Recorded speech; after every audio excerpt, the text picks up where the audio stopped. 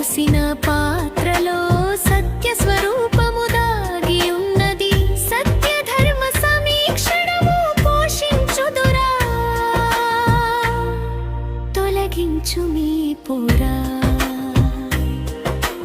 గురుడా ఓ గురుడా, ఏమి చెప్పమందువు గురుడా, ఈ లక్ష్మమ్మ చెప్పిన మాటలు వినమంటుందిరా గురుడా. వినవమ్మా తరుణి, నే చెప్పేది వినాలమ్మా, మానవ జన్మ ఎట్టలన్నది తెలుసుకొనవమ్మా, విని తెలుసుకో.